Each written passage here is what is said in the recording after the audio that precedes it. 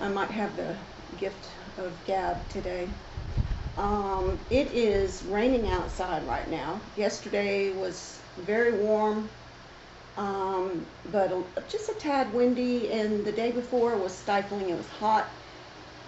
In North Carolina, we have very crazy weather, very crazy weather. You just never know from one day to the next what is going to transpire with Mother Nature and whether or not she's going to offer us some blissfully warm summer-like days. You just never know. But on those days that it's nice and warm out and hot, whatever, it kind of prompts me to get out and do a little bit of, spring planning and whatnot. I've been working in my yard here and there, mainly just cleaning up. It's just everything is a mess. I've done my mailbox area for spring. I actually had some extra Pioneer women. What do you call that? It's like wallpaper, but it's got the sticky back. I had covered part of my little vintage table in my kitchen with some of that colorful. Uh, Gosh, what do you call it? Like a shelf liner, but it sticks. And rather than waste it, I went and got my mailbox about a week ago, and I covered uh, the better portion of my mailbox with what I had left over to make it look attractive for spring. And then I decided to add a basket, and then I went to the Dollar Tree and Dollar General and purchased those boxes of wildflowers, and planted some wildflowers in one of the baskets. Well, actually, in two of the baskets. But one is a basket, and the other is an old enamel pan that I put on a chair, a wrought iron chair, and I put dirt in it. Of course, I put holes in the enamel pan first, and then I put some dirt, and then I planted some wildflowers in that. Now, the basket wildflower, uh, they're actually coming up right now, but I just yesterday planted some wildflowers in the enamel pan, and I got those little, you can buy those little packets of mini, like little houses and little, um, I don't even know, gosh, words elude me today for some reason. The little characters, you can get fairies, or you can get angels, or you can get, little other type of little tiny ornaments from the Dollar Tree that you put out, in your garden, make like a little miniature landscape. So I did a little miniature landscape in the enamel pan, and planted the wildflowers in there. And then I also have some artificial flowers lining the edge of the pan, just to give it, some springtime look. And what else did I do out there? I put, I had an old clock, like a clock about so big, that was no longer keeping time, but it had like a really shabby, rusty look to the frame. And rather than waste it, I just painted over the face where the numbers were, and I put in, I repainted the numbers, and then I put in letters spring, those stick-on letters from the Dollar Tree, and then I just continued to, decorate the clock accordingly. And I hung that up out there by the mailbox. And okay, baby, I hear you. Oh my God, my bird. This is what I have to put up with every single day for hours and hours on end. We've had that bird since my daughter was a little girl, but whew, she's a biter, and you never know when she's going to bite you. You could go a whole month, and then suddenly she'll just bite you for no reason, whatever. I have tried everything to work with her, and then she squawks when she hears me talking, because she wants me to be in there with her, which I understand. She's in the kitchen, so she's in the hub of the activity in our home. But she just gets really frantic and starts screaming and hollering. It's just, oh, and she's so loud. It's very loud.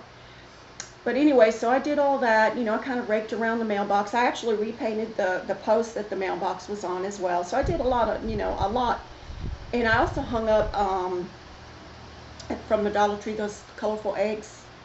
I used regular string. I couldn't find any fishing line. So I used string and I tied those to the tree. And then my granddaughter gave me these real pretty glittery butterflies. So with wire on them. So I was able to twist those around some of the branches in the tree over by the mailbox to make it look, so it looks fairly attractive. I mean, it's kind of a cutesy look, but it definitely ushers in spring and summer. And then of course, as the season moves on, I'll decorate for summer, just for fun. I like doing stuff like that. But as I said, it's raining here off and on, and it's not really cool. It's very humid.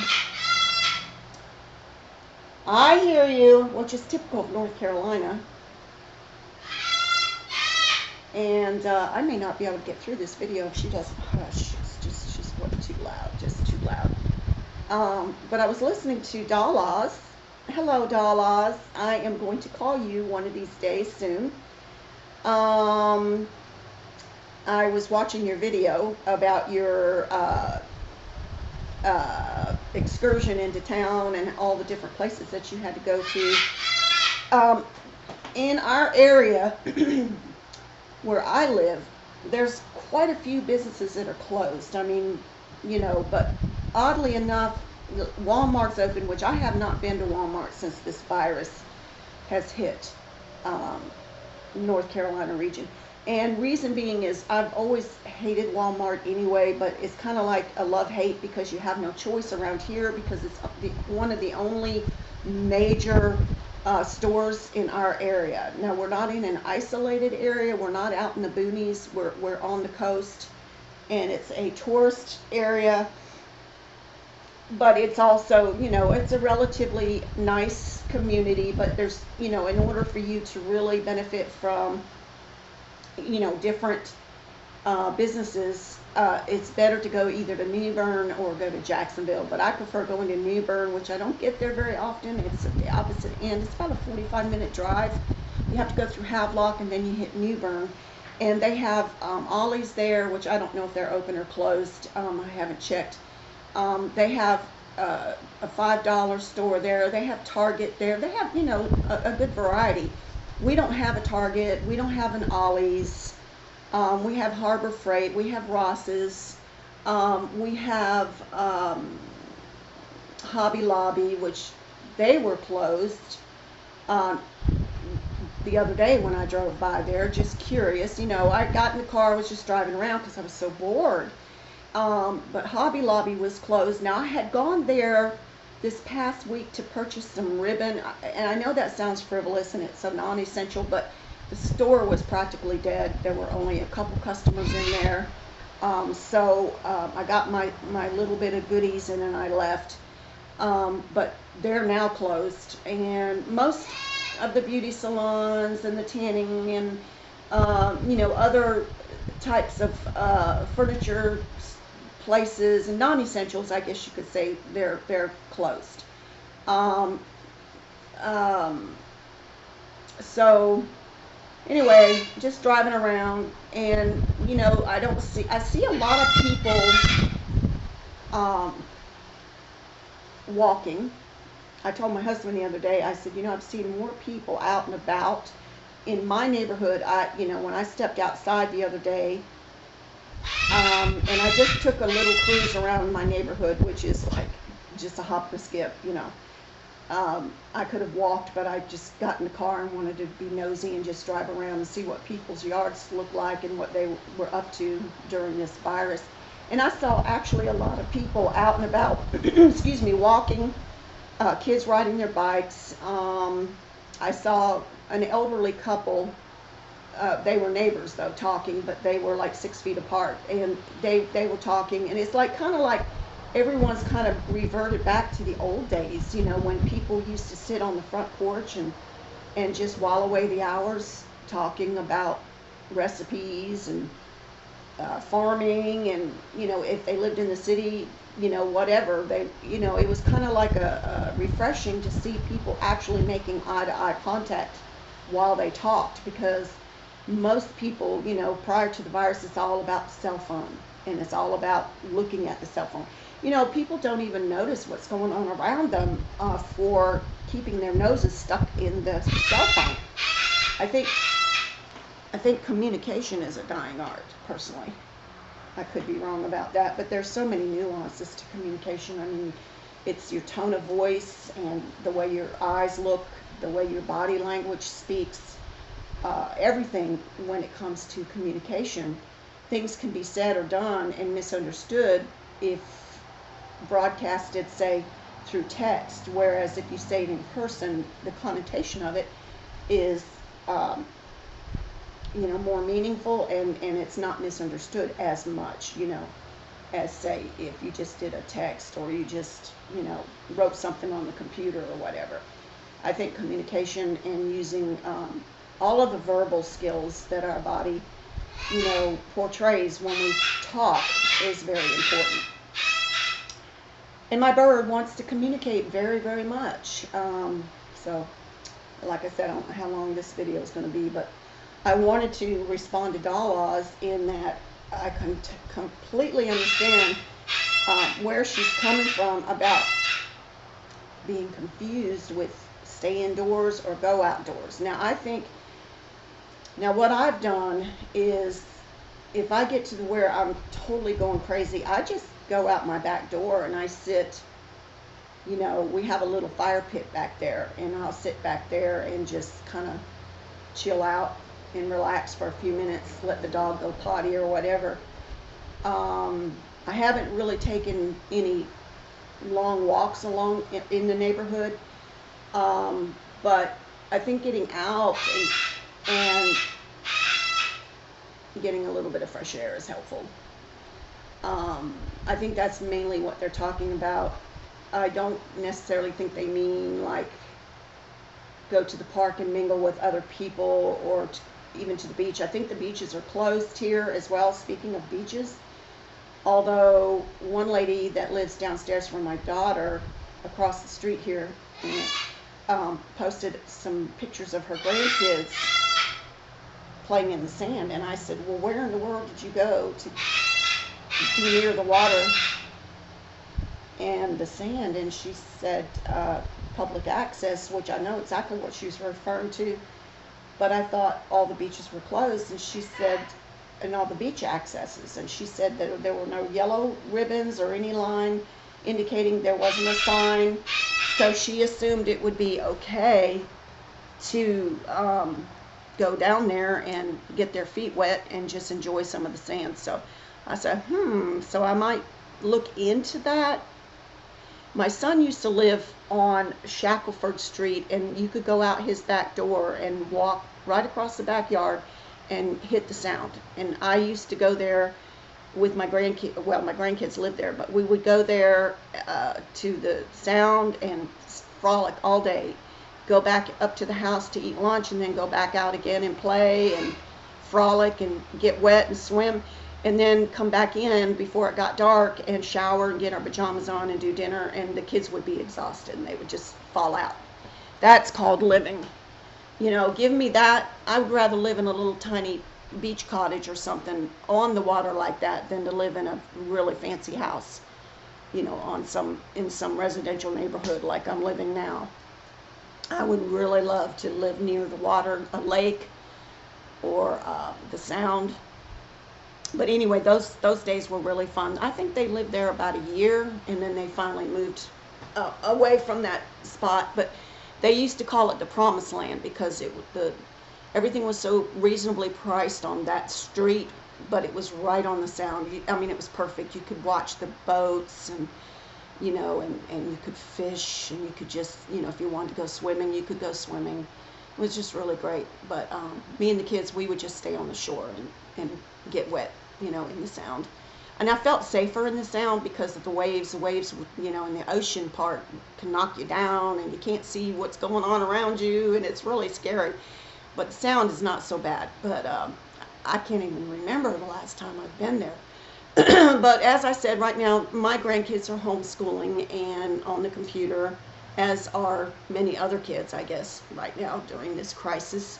And of course, at the rate they're going, they're probably going to be finishing the year out homeschooling. That one piece of hair keeps sticking up, looking like alfalfa. But they're doing good there. The only thing I don't like, my daughter does let them play outside with their friends, and I know that kids have to get outside and play, but I don't like it. I don't like that they're mingling, because everybody has a different standard regarding this virus. We're told, to stay away from, and 6 feet away from each other, and all these precautionary measures. But yet my grandkids are playing with other kids, and maybe their parents aren't being quite as cautious, maybe, or they might be overcautious. But I just don't like that my grandkids are playing with their friends in the neighborhood. I would rather their mom drive them somewhere and let them run or do whatever they're going to do away from the neighborhood kids, because, like I said, some parents are not taking it as seriously as they should.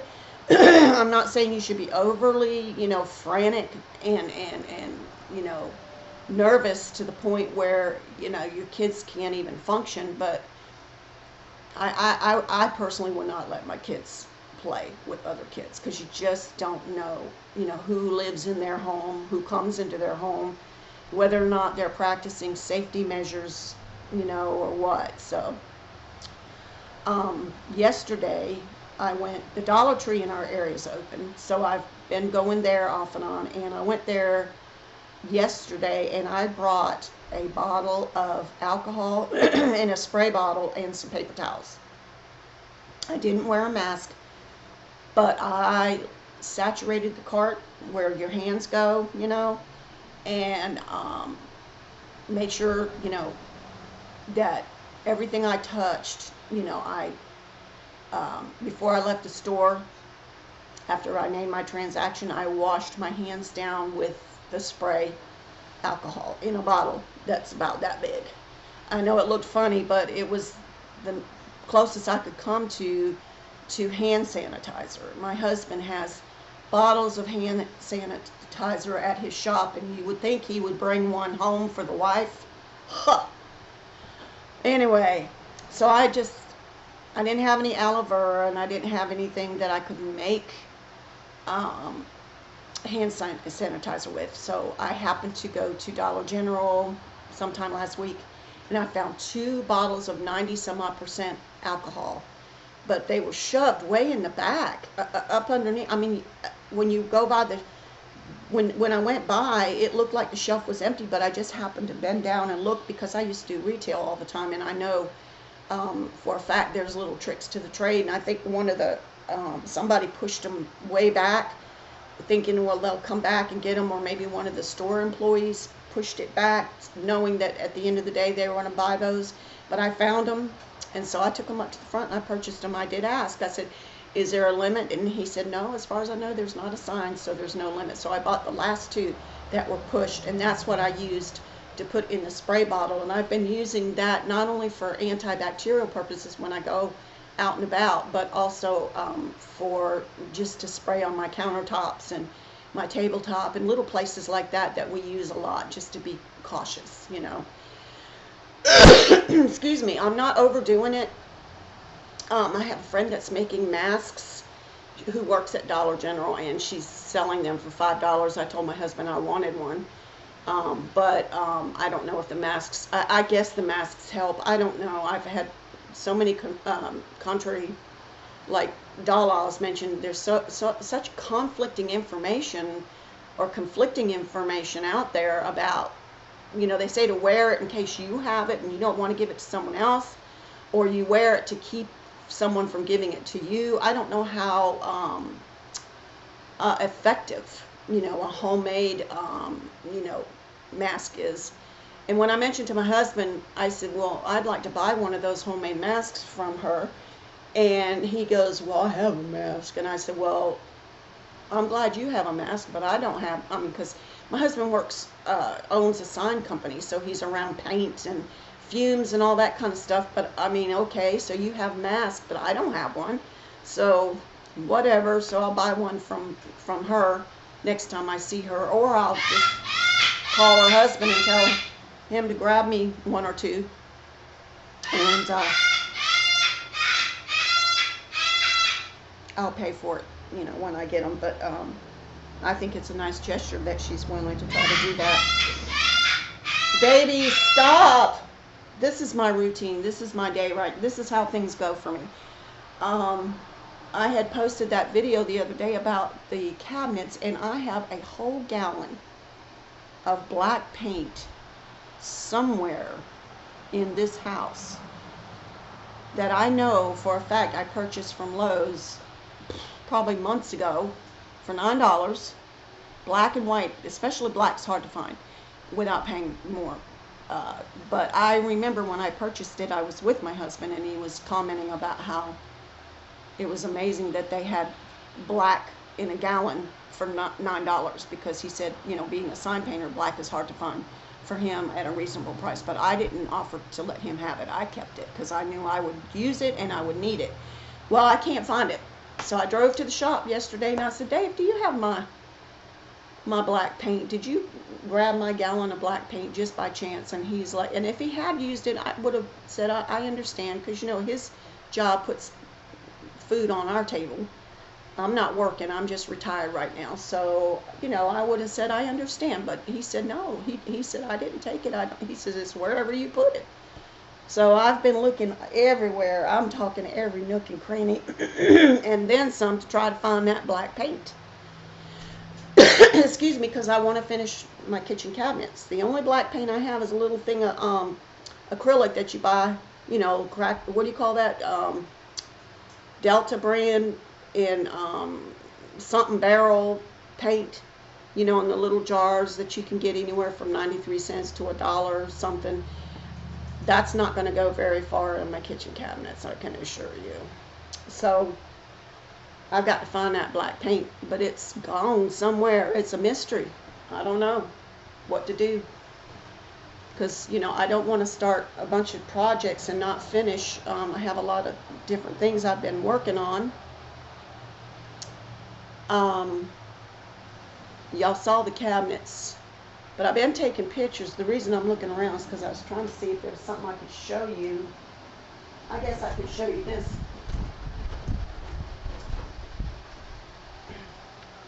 You know, the Pioneer Woman stuff. Well, I have this really old antique looking lamp, and I cut off the wire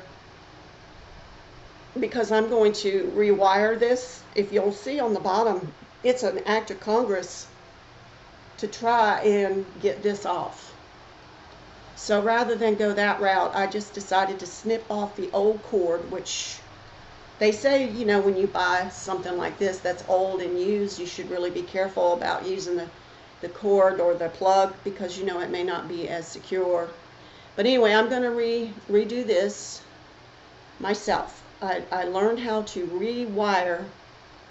My vacuum cleaner messed up one time. The cord was messed up, and I redid the cord and went online and I researched and I found out how to do it myself, because I got tired of waiting on my husband to do it.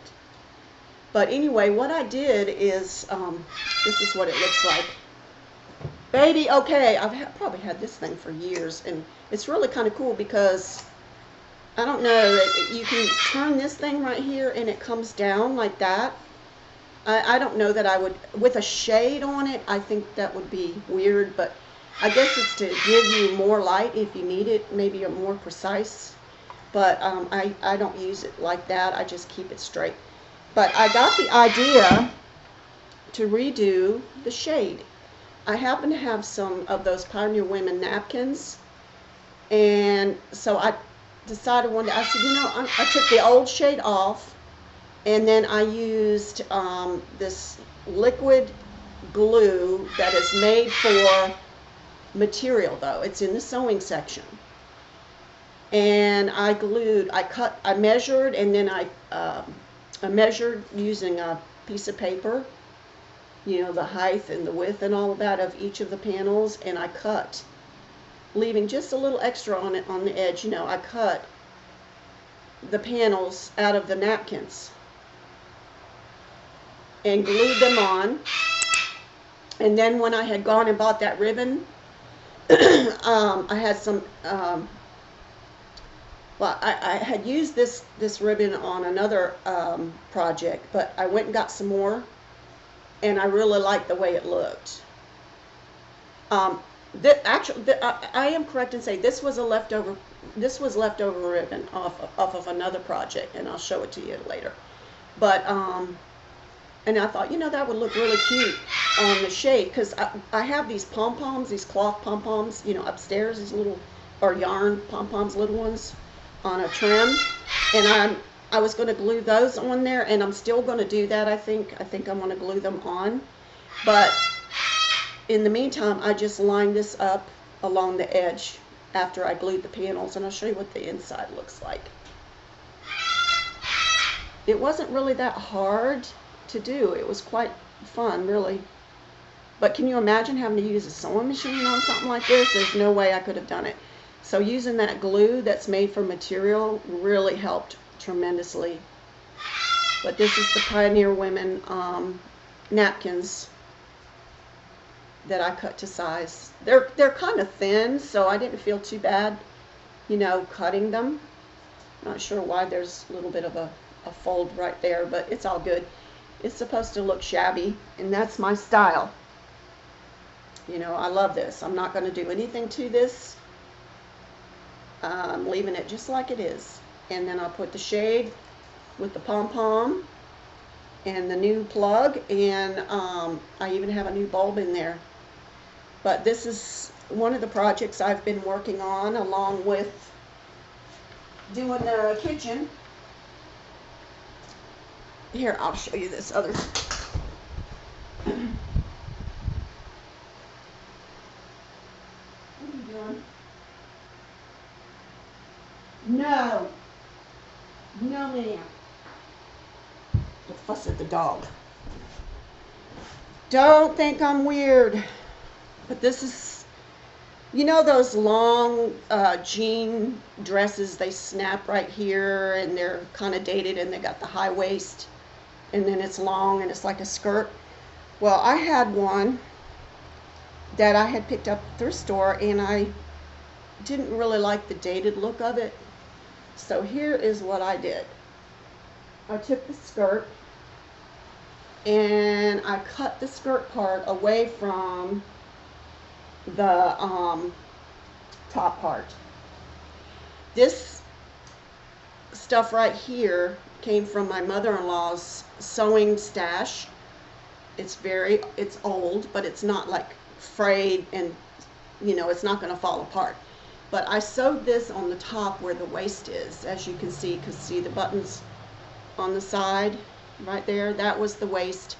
So I sewed this. The only thing left that I need to do is I need to either I need to get some elastic and take and sew it on the inside based on my waist size, so I can wear this, or I might get some blanket lining and sew it on the inside here, and then run a cord through it to where I can tie it to make it fit my waist, because my waist is not that big.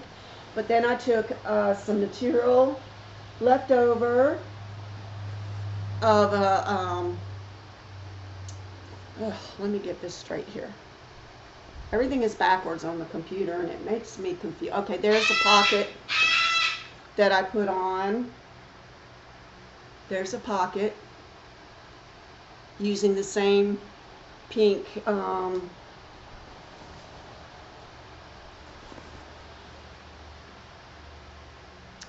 got like a ruffle. This was cut off of another piece of I think this was a shirt that I had, and it had the little ruffle on the bottom. I sewed that on, and then I lined the pocket with the same stuff as this.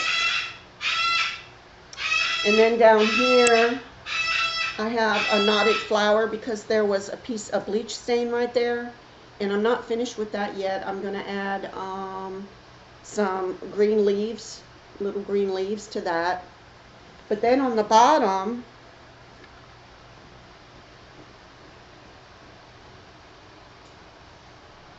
that's the bottom.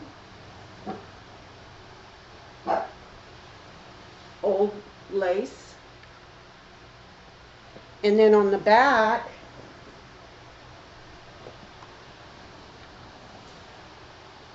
old lace. And here I did another pocket with a little patch.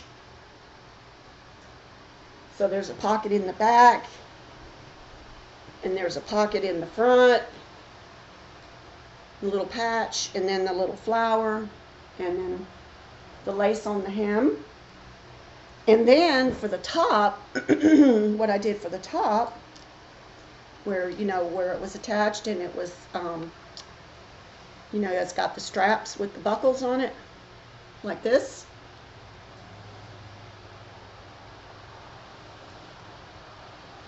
I added some shabby torn lace. And on the pocket in the front, I used some of that same pink, whatever, lacy stuff that was on the waist.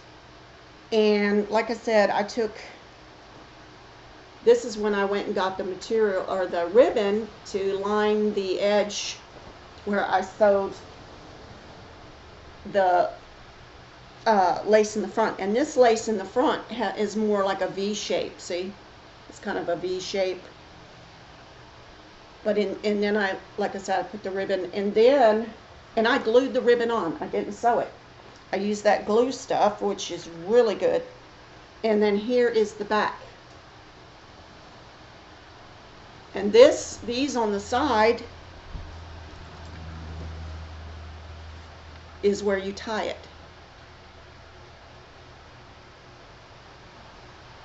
Let's see if I can get it to do right. And that's where you tie it. And I was thinking about permanently tying it and then maybe putting a little top stitch to keep the bow together, because I found it really hard tying it when I had it on. But I could probably tie it before I put it on as well. Because when I had it on, I was trying to reach and tie it, and it just wasn't working for me. But so what I may do is, before I put it on, since it's got the hooks, I will tie it on the sides. But then the back, I like the back a lot. There's the back.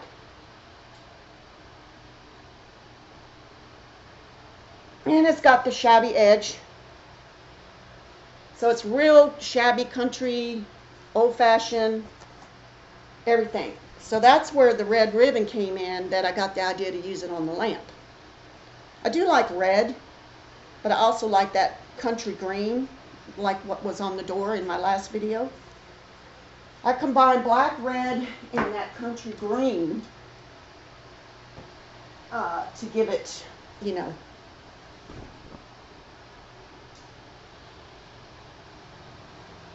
that's making use of old pieces of lace or crochet stuff that maybe you don't want to throw away, because, you know, a lot goes into making that stuff, and it's very difficult and time consuming. So now I have this piece of material here, and I think it's a curtain, but what I like about it, let's see if it'll focus. It's got this real pretty sheer looking, and I might make a really cute old-fashioned skirt, or maybe even a whole outfit out of it. I don't know if it's going to be quite enough, but it's going to be either a top or a skirt that I'm going to put together. I'm not the best seamstress or sewer person in the world, but I have this pattern here. See if I can get it kind of close. It's more a modern pattern, but I thought I could maybe make a top out of this, or out of that material that I just showed you. We'll see how things go, but like I said, I'm trying to stay busy with all this mess going on. I almost took this outside, but I said, no, I'm going to keep it and use it inside, because I have this, I'm weird. I'm a very strange person, I guess, to some. I like to make tents, romantical tents outside in the summer. And lay down underneath them, or maybe take a nap. Maybe drag a lounge chair out there and make me a little feminine, shabby chic looking little tent using um, tree branches and whatnot, and I'll just kind of drape everything. Speaking of being weird, I have a cast iron tub on my back porch, which my husband is in the process of rebuilding, and he moved my cast iron tub and made a little surround for privacy purposes, and the sun hits it. So what I do in the summer is I fill it up with water and let it sit all day long and let the sun warm it, and then in the evening when it's time to settle down and relax, I get in that tub and I take a bath. I sure do. And it is so relaxing. I'll take like either like a candle or those battery operated candles, or I might use a tiki lantern or something to that effect, and put it out there, and I get in the water and I just lounge for about 30 minutes or so and look up at the sky and just enjoy the liquidy warm, from the sun, and then dry off, get in my pajamas, and I'm ready for the night. But I'm the only weirdo, I guess, that actually uses their cast iron tub outside for a bathtub. Most people put plants and such in there, but not I, because I actually use it. I fill it up, of course, with a water hose, and like I said, the sun warms it up during the day, and I get in there at night, and it is just wonderful. So anyhow, I think I'm about done chatting here. It's been about 37 minutes, I think, give or take. But I just wanted to do a quick hello and just kind of relieve some of the boredom that is a part of our days for many of us, due to the fact that we're not getting out very often. My daughter dropped by very briefly last night while we were finishing up dinner with the grandkids and my son-in-law, but she brought us some peanut butter cookies, me and my husband, that she had made using the recipe: 1 egg, 1 cup of flour, and 1 cup of peanut butter. It's a 3-ingredient peanut butter cookie recipe. You can get it online, and they were beautiful. She's like her dad. When she cooks, her stuff is picture perfect. I mean, she really does a good job. But the cookies reminded my husband of his mom, and she used to make cookies, peanut butter cookies and chocolate chip cookies for the boys. When she got older, funds were limited, she would make literally a garbage bag full, like a paper bag full of cookies for us, and we would eat on those cookies for months.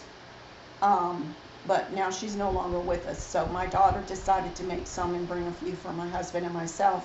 But they didn't stay long. They left, and but otherwise, it's kind of slim pickings as far as getting out and about. And as y'all know, I mean, I'm not alone. Definitely not alone with that bird in the background carrying on like a raving maniac, as they say in the South. Lord have mercy. More than I can bear sometimes. But anyway, I just want to drop in, say hello, and share a couple things. I want to do a shout out to Doll Oz and some of my other wonderful friends that are touching base with me. It means a lot to me to have you that send comments and whatnot. It just means a lot to me. It just makes my day, makes me so happy, and I really want to let y'all know I appreciate it very, very much. I'm trying to think of some of the other names of the people that Emma, is it Emma's babies something? She's really sweet. I wanted to say thank you to her. I think that's her name. And I've enjoyed, her responses. She's very positive. And some that were maybe questioning my character because of my support of a particular person, are now coming out of the woodwork and sharing their love and their appreciation, and I appreciate that. I really do. So I'm going to let y'all go. And I know I look like the Wicked Witch of the West in my pajamas that I paid $30 for. I got me the shirt and the pants to match with foxes on them for $3. And then I pulled up yesterday Dollar General, and they had more clothes out there. It was 70% off. I don't know. It was really cheap. It was like so much off plus another 25% or something like that. It was crazy. I was like, wow. But anyway, love you guys, and I'm going to let y'all go. Have a good one. Mwah. Bye.